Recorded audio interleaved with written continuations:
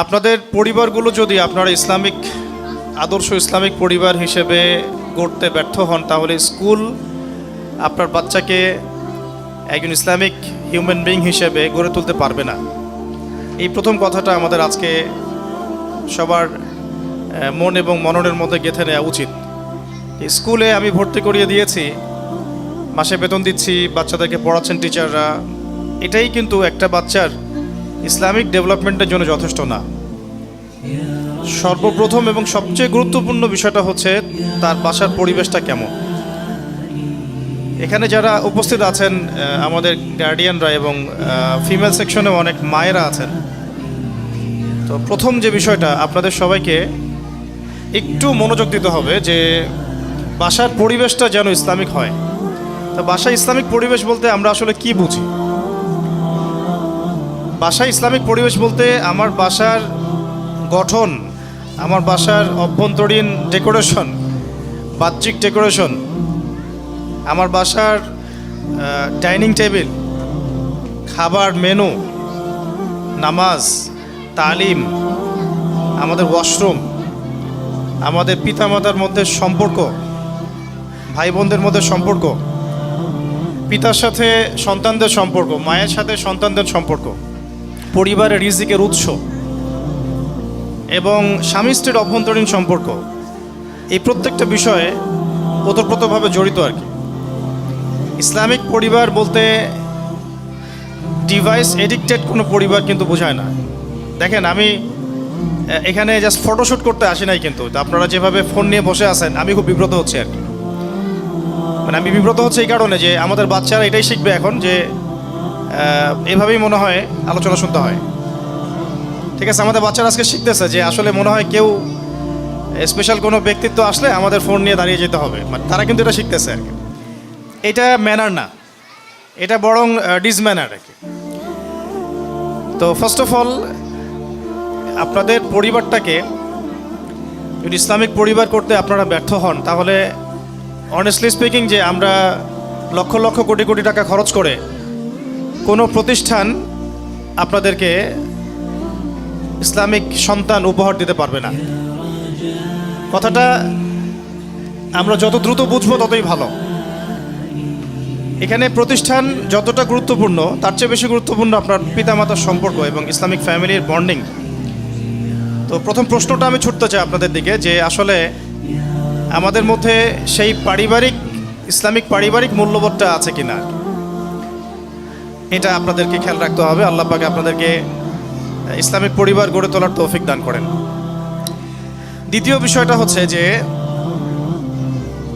কয়েকটা মূলনীতি আমি নোট করেছি যে একটা বাচ্চাকে যদি আপনি পরিপূর্ণ ইসলামিক ভাবধারায় গড়তে চান, ইসলামিক পরিবারের পাশাপাশি আরও কয়েকটা বিষয় খুব জরুরি। সেটা হচ্ছে বাচ্চার স্বাস্থ্যগত বিষয়টা দিকে লক্ষ্য রাখা, বাচ্চার সুস্বাস্থ্য নিশ্চিত করা।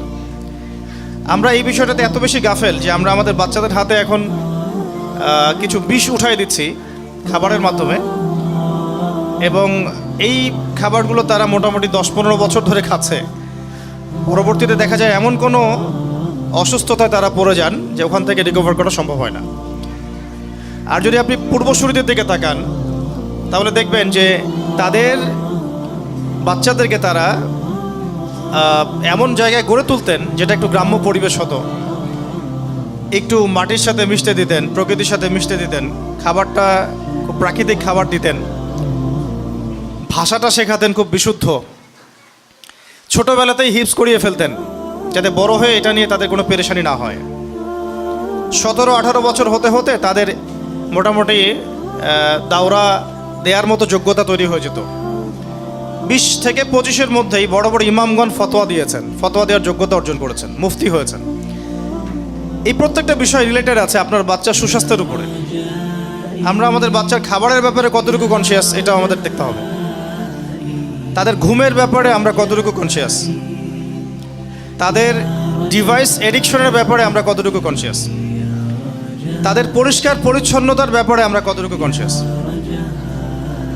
তারা কোন পরিবেশে থাকছে, কোন পরিবেশে খাচ্ছে, কোথায় ঘুমাচ্ছে। রোগ ব্যাধি হয়ে গেলে আমরা হাউমাউ শুরু করি, কিন্তু আমরা কিন্তু শুরু থেকে প্রিপারেশনগুলো নেই না। আমরা আমাদের প্রত্যেকটা বাসায় এখন ডিভাইসটা এত এডিক্টেড একটা জেনারেশন আমরা মানে ক্রিয়েট করেছি যে ডিভাইস এডিকশন ছাড়া কোনো বাচ্চা খাবারও খেতে চাইছে না। এটা তার ব্রেনের সেলের যে ডেভেলপমেন্ট এখানে ব্যাহত হচ্ছে, তার পুরো ডেভেলপমেন্টটাই ব্যাহত হচ্ছে, সেল ডেভেলপমেন্টটা। অথচ আমরা যারা ছোট ছিলাম, যখন আমরা ছোট ছিলাম, আমরা কিন্তু 15-20 বছর এগুলোর ধার কাছেও যাই নাই। হয়তো আমরা ফোন পেয়েছি যখন আমাদের বয়স 30। অ্যাটলিস্ট একটা সময় পর্যন্ত আমাদের সেলটা ডেভেলপ হওয়ার সুযোগ পেয়েছে। আমরা প্রচুর খেলতাম, ঘামতাম, ভালো খাইতাম, ফ্রেশ খাবার, আমাদের ব্রেনটা শার্প থাকতো, ঘুম ভালো হতো, শরীর অসুস্থ কম হতো। আমাদের মনে আছে যে আমরা আধা ঘন্টা 1 ঘন্টা পড়লে 3 দিন 7 দিনের পড়া হয়ে গেছে। একটা প্যারাগ্রাফ, একটা রচনা, একটা কম্প্রিহেনশন আমরা একটা দেখায় একটা ফটোকপি ব্রেনের মতো আমাদের মধ্যে চলে আসতো। এখনকার জেনারেশনে কিন্তু এটা খুব একটা পাওয়া যায় না, কারণ এই সমস্যাগুলো আছে। তো স্কুল অনেক কিছুই দিবে, আমি বলছি স্কুল আপনাদেরকে অনেক কিছুই দিবে। একটা পরিবেশ দিবে, টিচার স্টাফ দিবে, একটা এনভায়রনমেন্ট দিবে, ইসলামিক পরিবেশ দিবে, তারপরে পাশাপাশি ভালো ভালো কারিকুলাম দিবে, সিলেবাস দিবে, বুক দিবে, এবং একটা ধারাবাহিকতা দিবে। কিন্তু এটা সব কিছু নয়। কিন্তু এর পাশাপাশি যে পয়েন্টগুলো আমরা আমাদের চোখ এড়িয়ে যায়, সেগুলো নিয়ে আমি জাস্ট কথা বলছি। এগুলো খোলামেলা কিছু কথা, যে পরিবারের অভ্যন্তরীণ সম্পর্ক ঠিক করে ফেলতে হবে, পরিবারের মধ্যে তালিম চালু করা, পরিবারের নামাজ চালু করা, বাবাকে দেখে যেন বাচ্চা শিখে, মাকে দেখে যেন বাচ্চা শিখে, পরিবারের সালাম চালু করা, পরিবারের খাবারের ব্যাপারে খেয়াল করা, এবং আয়ের উৎসের ব্যাপারে খেয়াল করা, পরিবারে কোরআনের তালিম হচ্ছে কিনা, যে পড়াটা আমি দিচ্ছি সেই পড়াটা আদায় করে নেওয়ার যোগ্যতা পিতামাতার আছে কিনা। মানে একটা সূরা হয়তো পড়ানো হয়েছে, এটা বাচ্চা বিশুদ্ধ করে পড়তে পারছে কিনা, এটা যাচাই করার জন্য তো আপনাকেও বিশুদ্ধ করে জানতে হবে এটা পিতামাতা জানে কিনা। তার পাশাপাশি এই বিষয়গুলো, হাইজেনিক পরিবেশ আছে কিনা, পরিষ্কার পরিচ্ছন্ন কিনা, সে ছোটবেলা থেকেই ভালো খাবার খাচ্ছে কিনা, ভালো সঙ্গ পাচ্ছে কিনা, খেলছে কিনা, ঠিকমতো ঘুম হচ্ছে কিনা, এই প্রত্যেকটা বিষয়ে একজন বাচ্চার মেধার বিকাশের জন্যে সম্পৃক্ত। এবং আপনারা দেখবেন খেয়াল করে যে যারা আজ পর্যন্ত বড় বড় জায়গায় গিয়েছেন, তাদের শৈশবটা কিন্তু খুবই দুরন্ত ছিল, প্রাণবন্ত ছিল, এবং উপযুক্ত পরিবেশ ছিল, উপযুক্ত খাবার ছিল, পারিবারিক বন্ধন, হৃদ্যতাপূর্ণ বন্ধন ছিল। তারা কিন্তু আজকে অনেক বড় হয়েছে। আজকের আমাদের এই বস্তুবাদী সভ্যতা অনেক কিছু দিয়েছে, ডিভাইস দিয়েছে, কার্টুন দিয়েছে, ইন্টারনেট দিয়েছে, ফোনের মধ্যে একটা বন্দি জীবন দিয়েছে, অনেক কিছু দিয়েছে, কিন্তু ইন্টারনাল বন্ডিংগুলো নষ্ট হয়ে গেছে। আমাদের ইভেন স্বামী স্ত্রীর বন্ডিংগুলো নষ্ট হয়ে যাচ্ছে। পিতার সাথে বাচ্চার খুব একটা দেখা হচ্ছে না, মায়ের সাথে বাচ্চার ইন্টারাকশন ভালো হচ্ছে না, বাচ্চাকে মানুষ করছে কাজের মেয়ে, অনেক বিষয় আছে। এই পুরো বিষয়গুলো যখন একসাথে হবে, তখন একটা আদর্শ পরিবারও যেমন গড়ে উঠবে ইনশাল্লাহ, আমাদের বাচ্চাদের ভবিষ্যৎটাও ভালো হবে ইনশাল্লাহ। এটা একটা মৌলিক কিছু কথা আমি মাথায় নিয়েছিলাম আপনাদেরকে বলার জন্যে।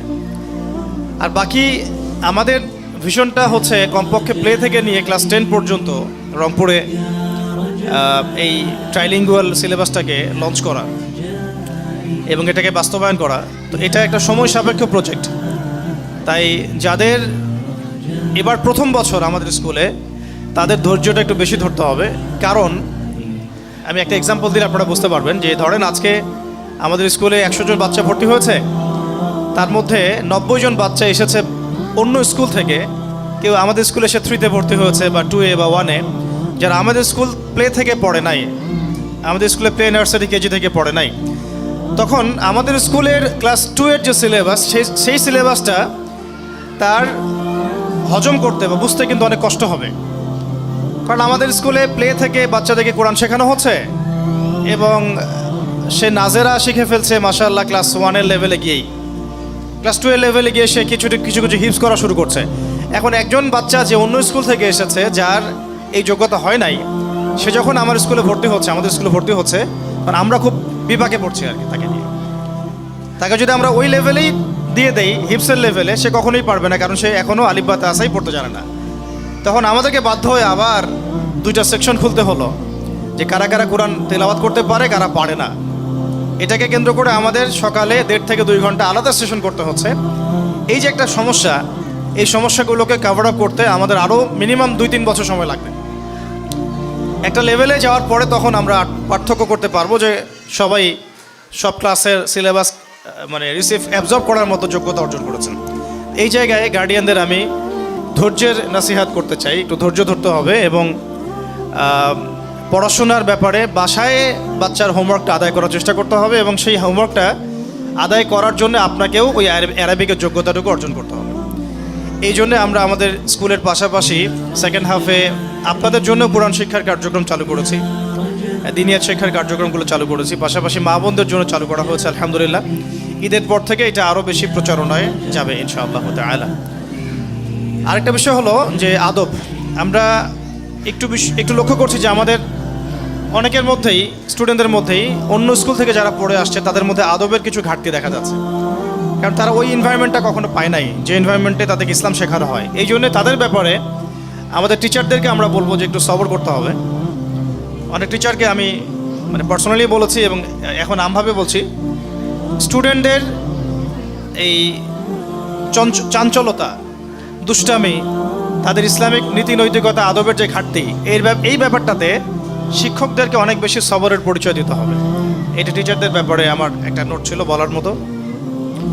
আর আমাদের মা বোনদেরকে একটা কথা বলবো যে বাবারা বেশিরভাগ সময় দেখা যায় ঘরের বাইরে থাকেন, জব সেকশনে থাকেন। তাই এই যে কথাগুলো আমি বললাম, ইসলামিক প্যারেন্টিং, বাচ্চার হোমওয়ার্ক চেক করা, তার ইসলামিক নৈতিকতা, তার খাবার, তার ঘুমানো, এই যে ওভারঅল সব বিষয়, এই বিষয়গুলোর জিম্মেদারির বেশিরভাগই মা বোনদের উপর বর্তাচ্ছে। যেহেতু বাবারা বেশিরভাগ সময় বাড়ির বাইরে থাকছেন, বাবাদের উপর বর্তাচ্ছে না এমন নয়, বিষয় বর্তাচ্ছে, কিন্তু যেহেতু চাকরি, ব্যবসা, রিজিক সব কিছু চাপ থাকে পিতাদের উপরে, এই জন্য আমাদের মা বোনদেরকে এই বিষয়ে বেশি অ্যাক্টিভ থাকতে হবে এবং পিতাদেরকেও বাচ্চাদেরকে, পরিবারকে সময় দিতে হবে। এবং সময় দেওয়ার জন্যে রমজান একটা উপলক্ষ হতে পারে, সামনে ঈদ একটা উপলক্ষ হতে পারে। প্রতিদিন অন্ততপক্ষে আধা ঘন্টা 1 ঘন্টা করে ঘুমানোর আগে হলেও বাচ্চাদেরকে সময় দেয়া, তাদের সাথে একটু ইন্টারেক্টিভ থাকা। আর যত বেশি আমরা বাচ্চাদেরকে সময় দিব তত বেশি আমাদের বাচ্চারা আমাদেরকে বন্ধু মনে করবে। আর যত বেশি আমরা তাদের থেকে ডিস্টেন্স মেনটেন করব, তখন দেখা যাবে তারা এমন সার্কেলে মিশছে, এমন কাউকে বন্ধুরূপে গ্রহণ করছে যেটা ইন ফিউচার আমাদেরকে ভোগাবে। আর কিছু বিষয় আছে নোটস, এটা একটু অ্যাডাল্ট কথা, তারপর আমি বলতে চাই, যেহেতু এখানে গার্ডিয়ানরা আছেন, এখনকার যুগটা আর আজকে থেকে 30-40 বছর আগের যুগটাকে যদি আপনারা এক পাল্লায় মাপেন তাহলে ভুল হয়ে যাবে। এই যুগটা বেসিক্যালি পর্নোগ্রাফির যুগ, এই যুগটা মানে বেহায়াপনার যুগ, বেপর্দার যুগ এবং কোনো কোনো ক্ষেত্রে অবাধ যৌনাচারের যুগ, ফ্রি মিক্সিংয়ের যুগ। সব জায়গাতেই আমরা হয়তো বাইরে মুসলিম লেভেল নিয়ে আছি ঠিকই, কিন্তু আমরা জানি যে আমাদের ইন্টারনাল যে সোল, এটা কিন্তু করাপ্টেড হচ্ছে ডে বাই ডে এগুলোর মধ্য দিয়ে।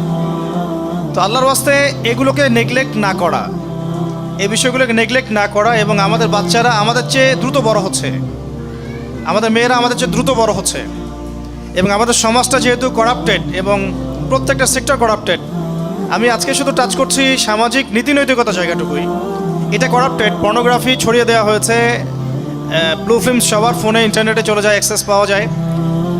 অ্যাডাল্ট্রি চলে আসছে কার্টুনের মধ্যে, মুভির মধ্যে, নাটকের মধ্যে এবং সিনেমার মধ্যে, গানের মধ্যে।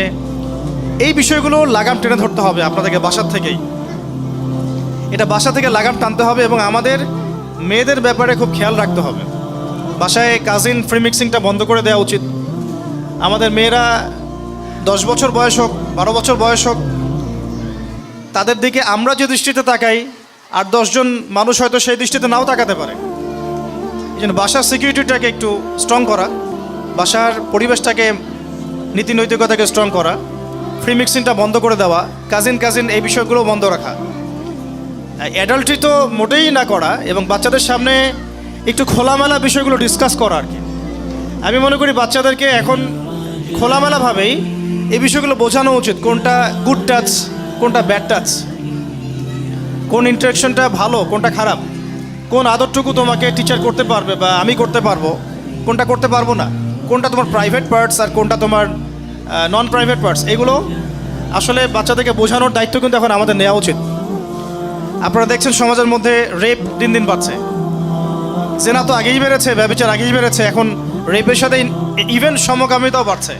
তাই এইরকম একটা সমাজে আমরা যদি আমাদের মেয়েদেরকে, আমাদের ছেলেদেরকে মানুষ করতে চাই, খুবই ঈগল পাখির মতো ঈগল আইজ নিয়ে আমাদেরকে চলতে হবে। আমরা নিজেও খুব কনসিয়াস এগুলো নিয়ে। তো আমরা ইন ফিউচার প্ল্যান করেছি যে এরপর থেকে আমরা ছেলে মেয়েদের ক্যাম্পাসও আলাদা করে দেওয়ার চেষ্টা করবো ইনশাআল্লাহ। এটা আমাদের প্ল্যান আছে, এখন আমাদের সাধ্য নাই বিধায় আমরা এটা করতে পারছি না। আর একটু বলে রাখি, এটা যেহেতু কথা প্রসঙ্গ চলে আসছে, যে আমাদের রংপুরে স্থায়ী ক্যাম্পাস করার ফিকির, আমরা এরকম ভাড়ার ক্যাম্পাসে থাকতে চাই না বেশি দিন।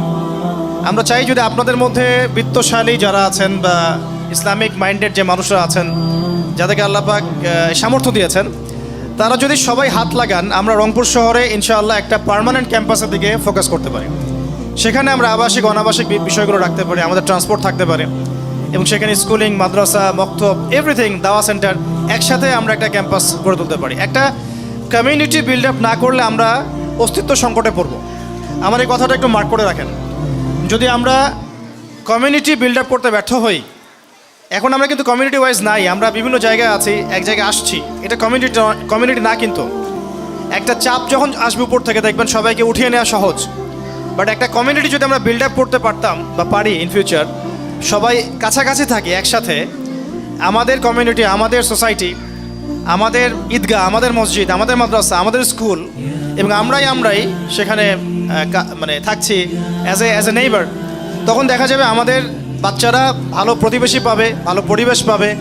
শুধু স্কুলেই না, বরং সে সমাজের মধ্যেও ভালো কিছু শিখবে আর কি। এখন আপনি আমার স্কুলে নিয়ে আসছেন, বাসায় নিয়ে গেলেন, এমন একটা জায়গা আপনার বাসা, আশপাশে দেখা যাচ্ছে যে বেদিন মানুষদের ভর্তি, ওই ইম্প্যাক্টটা কিন্তু আপনার বাসায় পড়বেই স্বাভাবিক। তো অনেক ফিকির মাথায় রাখা, আপনাদের সহযোগিতা আমি এখানে প্রত্যাশা করছি এবং কামনা করছি যে রংপুর শহর কেন্দ্রিক আপনারা লোকাল মানুষ একটু ফিকির করেন যে এরকম কোনো সোসাইটি গড়ে তোলা যায় কি না, এমন কোনো কমিউনিটি গড়ে তোলা যায় কি না, বা আমাদের এই স্কুলটাকে একটা পার্মানেন্ট ক্যাম্পাসের দিকে নিয়ে আসা যায় কি না, এবং আপনারা কীভাবে আমাদেরকে হেল্প করতে পারেন, এই আহ্বানটা আমি আপনাদের সামনে রাখতে চাই আজকে।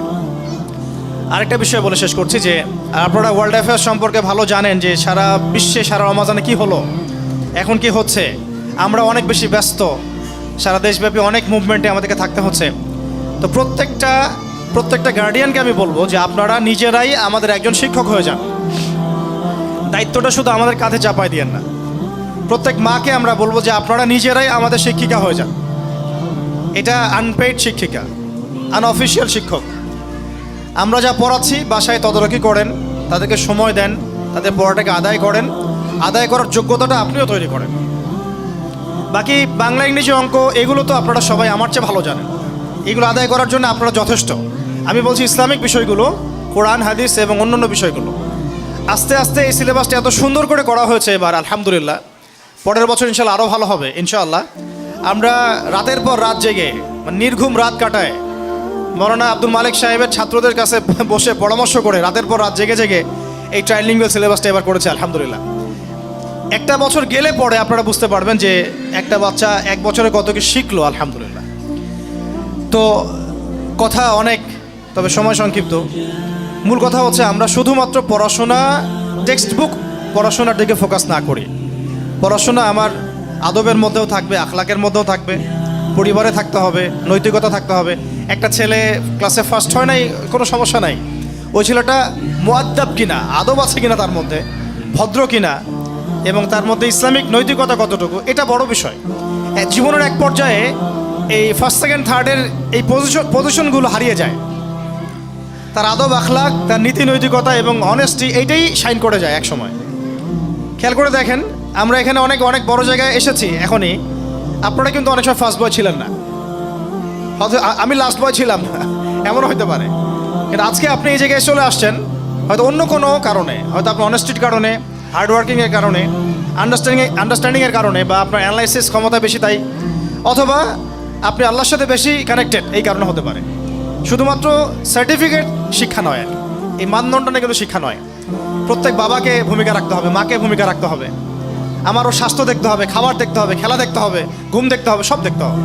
ওর উপরে আমাকে, মানে এটা ভাই প্রিয় বোন, প্রিয় ভাই, এটা হচ্ছে আল্লাহ পাকের পক্ষ থেকে আপনার কাছে দেয়া একটা আমানত আছে।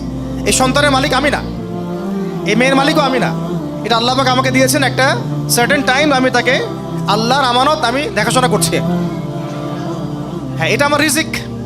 যদি আমি ঠিকমতো আমানত রক্ষা করতে পারি, এই বাচ্চাটাই কালকে আমাদের মাঠে আমার জন্যে মিজানের পাল্লায় একটা বড় ওজন হয়ে যাবে ইনশাআল্লাহ। আর যদি আমি এখানে ব্যর্থ হই, এটাকে গৌণ মনে করি, তাহলে আমি রিজিকের একটা বড় অংশ থেকে মাহরুম হয়ে গেলাম। আল্লাহ পাক আমরা সবাইকে এমনভাবে বাচ্চা মানুষ করার তৌফিক দান করেন, যাতে আগামীর সে অনিবার্য কনফ্লিক্ট যদি এসেও পড়ে, আমি বলছি আসার সম্ভাবনা 99%, ইল্লা মাশা আল্লাহ, এটা আল্লাহ ভালো, আল্লাহু আ'লাম বিস-সাওয়াব। তা আমরা যতটুকু বুঝি, এই বিষয়গুলো যেন আমাদের বাচ্চারা চ্যালেঞ্জটা ফেস করতে পারে, আমরা সেইভাবে ওদেরকে করতে চাই। আল্লাহ পাক আমাদেরকে সেই তৌফিক দান করেন, আমিন।